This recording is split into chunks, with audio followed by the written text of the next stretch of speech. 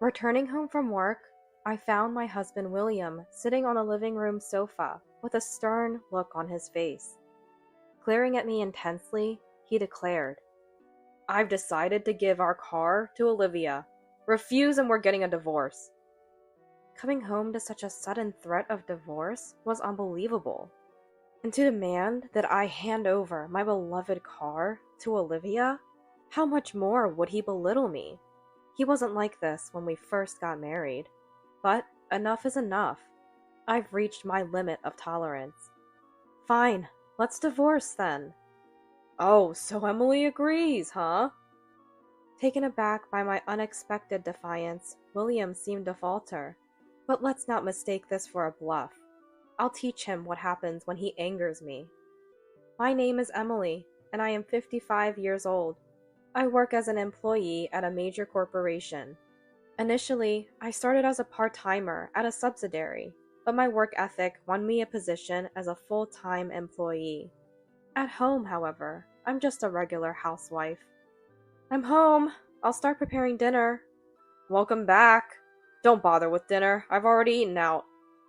This somewhat condescending remark came from William, who was 5 years younger than me. William, having quit his job at the company, now works part-time at a local supermarket. I tried to dissuade him when he first mentioned leaving his job, but he didn't listen. Well, at least he's not unemployed, I thought, and agreed to it. We've been married for 20 years now. He first saw me at my workplace, where he was on a sales call, and fell for me instantly. He pursued me relentlessly until I finally gave in. After 3 years of dating, we got married and had our son. However, life hasn't been as smooth as it might seem. The problem has always been William's wandering eye. He's always had a tendency to chat up any woman he finds attractive. This has been going on for quite some time. I had thought that having children would change things, but before I knew it, 20 years had passed. One Sunday, while I was relaxing at home, our son, John, and his wife, Olivia, came to visit. Hello? John, welcome. Please come in. Hey, Olivia, what are you doing there? Hurry up, over here. I was just looking at that car. Don't rush me. She laughs. Her name is Olivia, John's wife. They work at the same company and got married last year. Olivia is very friendly and cheerful, but to be honest, she often behaves quite immaturely, almost like a college student. I still remember the first time I was introduced to Olivia. Nice to meet you. I really love John. So we're definitely going to be happy together. We're not planning on having children just yet. I want to cherish every moment with John. Is that so? Nice to meet you too. I always thought John would choose a serious and quiet girlfriend, so I couldn't understand why he was attracted to someone like her. And that hasn't changed. Is that car yours, Emily? Yes, why do you ask? I've been interested in it for a while. I'd love to drive it, just once. Drive it? Do you even have a driver's license, Olivia? How rude. Of course I have one. But the last time I drove was when I was 18. The last time at 18? Then you're not very experienced. I can't let someone like that drive my precious car. I saved up for years to buy it, so I can't just hand it over easily. Olivia suddenly became upset when I declined her request. Is this the behavior of a 28-year-old woman? She's acting like a child. As I was dumbfounded by Olivia's behavior, "What's all this noise about?" William returned home. "Dad, we're intruding." "Hello, William. Still as handsome as ever, I see." "Ah, Olivia! Still looking beautiful as always." "Oh, William, you make me so happy." William is bad enough, but Olivia is just as bad. As I watched the foolish pair with a look of utter disbelief, John, calmer than me, observed them silently. Then his phone rang. "Excuse me, I need to take this call." He stepped outside, and as I watched him go, Olivia turned to William with a request. "Hey, William, I have a favor to ask." "What is it, Olivia?" "Can I drive that car parked outside?" Please, Dad? The way she blatantly flirted with William in John's absence was nauseating. Her actions made me feel sick. You want to drive the car outside? Sure, anytime. I can even sit next to you and teach you a few things. Then I'll take you up on that offer. Disgusting. What's with these people? Their repulsive exchange was interrupted when William suddenly turned to me. You heard her, Emily. Hand her over the car keys. Olivia wants to drive. Stop joking. Olivia isn't experienced enough to drive. I can't let her drive. I don't care about your feelings, Emily. Olivia has come all this way, and you're spoiling it with your selfishness. Is this what happens when you get old? Losing the ability to care about others? It's worrying to think about the future. The future to worry about is mine. Why should I be subjected to such harsh words for just refusing my son's wife's request? William's words almost brought tears to my eyes. Then, John, who had left the room earlier, returned. What's going on here? Nothing much, just dealing with a few things. I see. John's expression seemed different from earlier, lacking his usual energy. Then, suddenly, Mom, I'm heading back home now. What? You just got here. Why are you leaving so soon? John, why? I don't want to go yet. No way! Ignoring Olivia's reluctance, John grabbed her arm and briskly left the house, saying they had to go. His sudden change of behavior was puzzling. I had never seen John look like that before. Meanwhile, William sat next to me, watching them leave with a look of sadness. A few days after John and Olivia's visit, I came home from work to find a pair of women's shoes at the entrance that I had never seen before. Expecting a guest, I headed to the living room, only to find William and Olivia, drunk and flushed, snuggled up like new lovers. What in the world are you two doing? My angry voice didn't seem to affect them at all. Instead, they glared at me as if I was interrupting their fun. So, I sat down in front of them. The smell of alcohol is overwhelming. Struggling with the overpowering odor of alcohol, I tried to initiate a calm conversation when William suddenly spoke up. Emily, what are you doing here? Came to spoil our fun? Yeah, stop bothering us. Hurry up and bring us some more drinks. If not, start dancing and entertain us. That would be hilarious. William, you're so funny. Olivia, you're truly adorable. Both were completely intoxicated, not listening to a word I said. I realized it was futile and decided to call John to explain the situation. Sorry to bother you, but can you come and pick them up after work? However, John said he had other commitments and couldn't come. It's just picking them up. That's all I'm asking. Sorry, you'll have to handle it yourself. Bye. He hung up, leaving me with the sound of a disconnected call. If you don't do something interesting soon, I'll kick you out of this house. Yeah, do something funny. And by the way, I'm taking this house along with the car. Their continuous sarcasm and verbal abuse were unbearable. It's one thing to be drunk, but some behaviors are simply inexcusable. The thought of such individuals being my family filled me with such sadness and disappointment. Leaving the two engrossed in their drunken state, I went about my business and soon headed to the bedroom, settling into bed. Enduring the noise from downstairs, I noticed a sliver of light peeking through the curtains. It's already this late. I opened the curtains, letting the sunlight flood in. Remembering last night, I went to the living room, but neither William nor Olivia were there. I opened the living room curtains and searched the whole house, but they were indeed nowhere to be found. After searching the entire house and finding no one, my gaze shifted outside to an unusual sight. What? My car! In the parking lot, William and Olivia were about to get into my car. William was in the driver's seat, and Olivia sat beside him, interacting like lovers. "What are you doing?" I hurried over, and William looked at me with annoyance. "Ugh, you're awake." "Good morning." "Why are you taking my car without permission? And you two were drinking until late last night." They were acting as if commandeering my car was no big deal, their breath still reeking of alcohol. I was astonished by their utter disregard for common sense.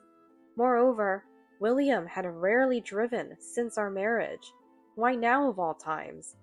I felt uneasy about their behavior and glared at them without a word. Then, suddenly, "Hey, what's with that look? Are you defying me? It's ridiculous for a wife to defy her husband." Olivia, standing next to him, looked at me with a smug, sneering smile. I was unable to retort, overwhelmed by frustration. A few days later, after finishing my afternoon work and taking a break, my mobile phone rang. "Mom, how are you?" It was John. "It's been a while, John. You stopped coming home after that incident, and you haven't been in touch. I was worried." "I've been a bit busy." John's voice sounded tired. Despite my repeated concerns, he assured me he was fine. Then, during a brief pause, "Actually, Mom, I have something to tell you." "What is it? Something you want to talk about?" "The thing is, Dad and Olivia are having an affair." I was momentarily speechless at John's revelation. Responding to John's concern, I assured him I was fine, which seemed to surprise him. "I thought you'd be more shocked." Normally, one would be shocked upon discovering that their husband and son's wife were having an affair. But at that moment, all I felt was a sense of inevitability. I shared with John that I had somehow sensed it. "Why did you think that?" "It's obvious. The two of them drinking alone at home, taking drives together in my car. Anyone would suspect their relationship. But I didn't have any concrete evidence until I heard what you said." "I see. That makes sense." Then John asked what I had planned to do next. Hesitatingly, I mentioned my uncertainty. "If it's okay with you, Mom, can I handle it?" "But..." Sensing my anxiety, John firmly said to trust him and leave it to him. Unsure of his plan, I decided to trust John's words. Returning home from work, I found William sitting on the living room sofa with a stern expression. As he glared at me sharply, he said, "I've decided to give Olivia your car. If you refuse, it's an immediate divorce." Returning home to such an ultimatum from William, and the idea of giving my beloved car to Olivia, how much more must he belittle me? He wasn't like this when we first married. But enough is enough. I've reached my limit of tolerance. "Fine, let's go ahead with the divorce then." "Is that so? Emily finally understands, huh?" Caught off guard by my unexpected defiance, William seemed unusually flustered. But don't think for a moment that this is a bluff. I'm about to teach him a lesson about what happens when he angers me. The day after I handed over my beloved car to William, he left the house early in the morning, brimming with energy. It's easy to guess where he went, but I have my own matters to attend to. I promptly made a phone call. "My name is Emily. Am I speaking with Mr. Taylor?" "We've been expecting your call. Are you having a day off today, Emily?" "Yes, I am. I was told by John to call here." "Then please take care of it." "Thank you. We will." After ending the call with Mr. Taylor and settling down, I received a call from Olivia. "Emily, I need a favor." I was enjoying my peace and didn't want to waste my precious time on Olivia's call. I hung up immediately. Yet the calls kept coming, and I kept disconnecting. This went on for dozens of times. How troublesome. "Yes?" "Emily, it's awful of you not to answer the phone." "Don't disturb my precious day off." Get to the point, quickly. Olivia fell silent at my cold words. When I told her I'd hang up if she didn't have anything important, she finally spoke. About the car insurance? Whose name is it under? It's still under my name. Why do you ask? I just had an accident with the car. Well, you'll have to pay for the damages then. You were driving my car without having changed the ownership and caused an accident. Is that all? Can't you help me a bit? I don't know about that. You were the one who recklessly drove and crashed my car, so take responsibility for it. Goodbye. I then cut off Olivia's call. She tried calling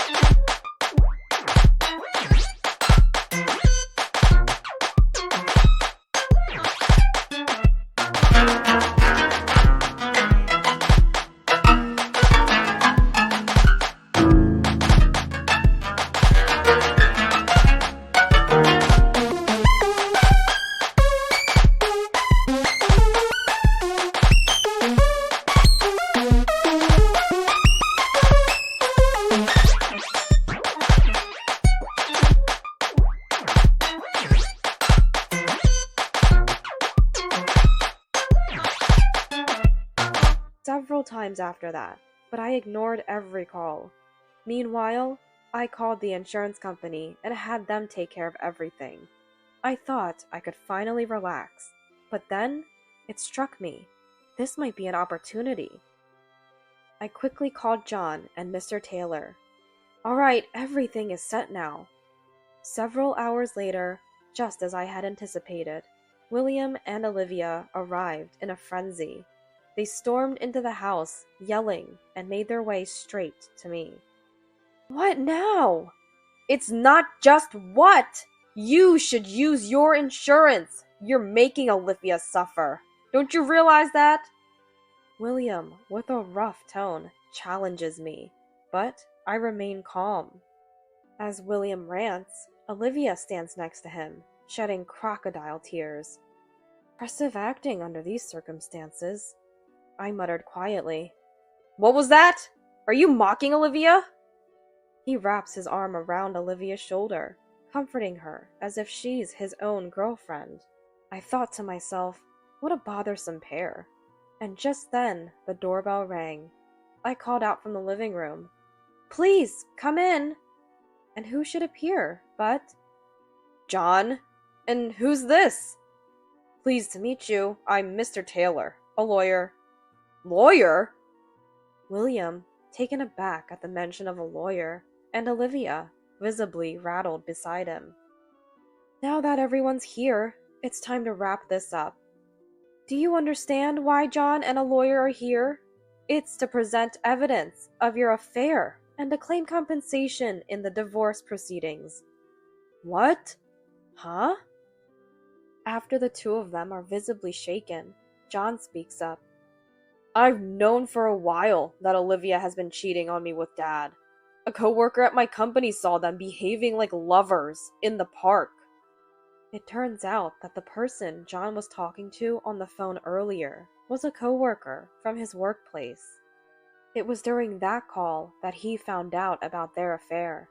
That's why John seemed down at the time. He took pictures of them in that moment and sent them to me. Look! John shows them the photos of the affair, leaving both of them stunned. Then, John hands Olivia a document. Olivia, today is the day we get a divorce. Wait a minute. I won't listen to your opinion. Sign this quickly. Confronted with the harsh reality of divorce, Olivia loses her temper and tries to lunge at me with an angry expression. At that moment, William steps in front of Olivia. Stop it. We understand. We were wrong. We're apologizing, sincerely. So please forgive us. We promise.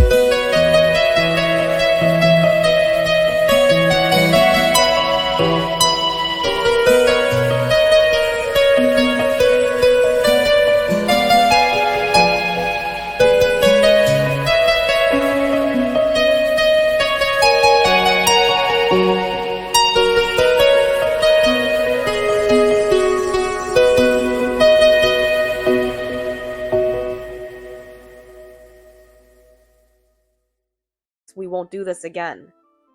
Huh? There's no way I can forgive you.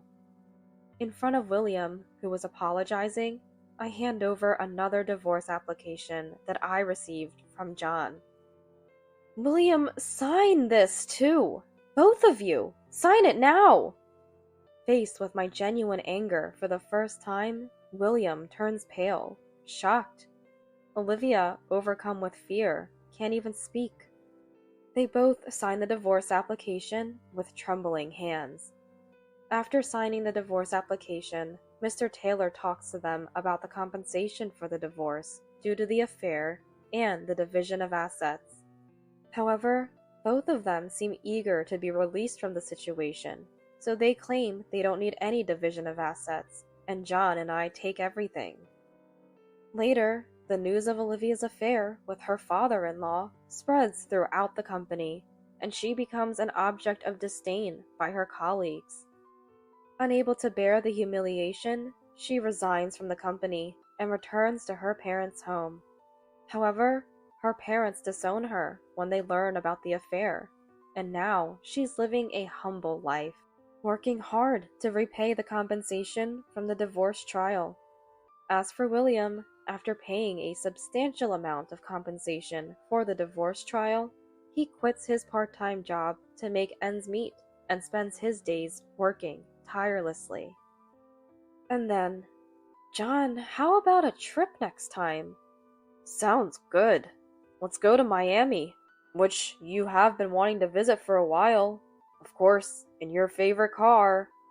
Since divorcing William, I've been enjoying happy days with John.